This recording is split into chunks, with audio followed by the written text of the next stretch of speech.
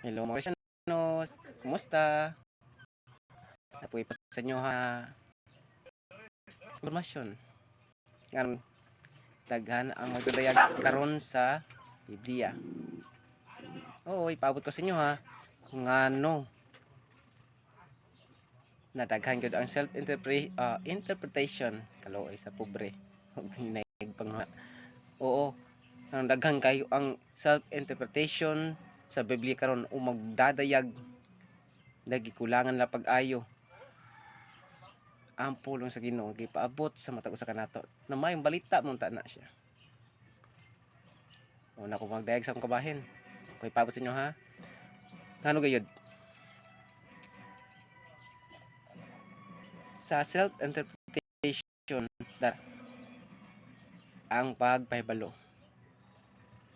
Narito ang mga ibang tawag o term na karaniwang ginagamit kapalit ng self-interpretation sa usapin ng pagbasa ng Biblia o kahit ibang relihiyosong mga kahintulad o mga kahalintulad na term sa self-interpretation. Sa side sa term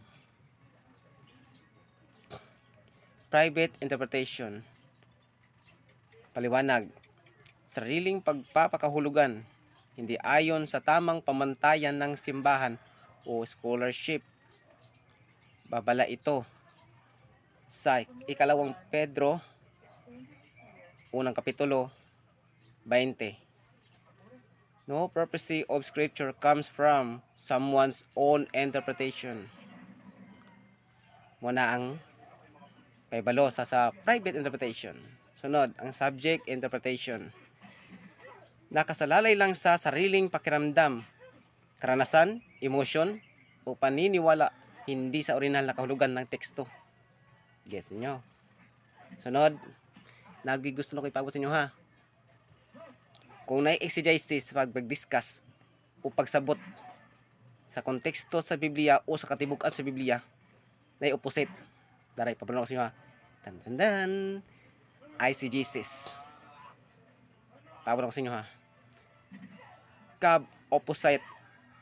Opposite ng exegesis.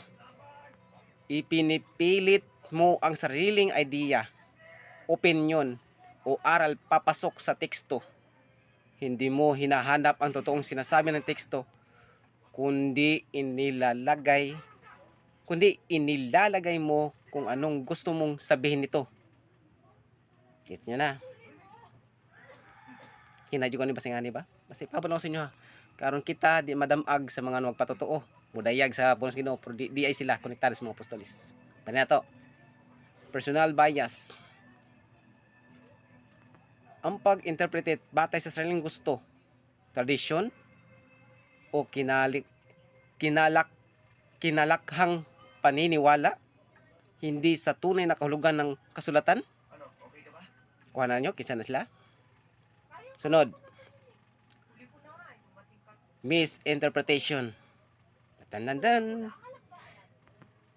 Maling pagpapaliwanag kadalasan bunga ng kakulangan sa tamang pag-aral, exegesis, at tamang hermeneutics. At na-discuss niyang hermeneutics. Tam sabtang sanan kaya aron di jud makadapag sa mga nagpakakuyaw-kuyaw na magdayag sa sa Biblia. Alay nako. Pagkakaiba ng exegesis at eisegesis. Term. Una, exegesis. Kahulugan.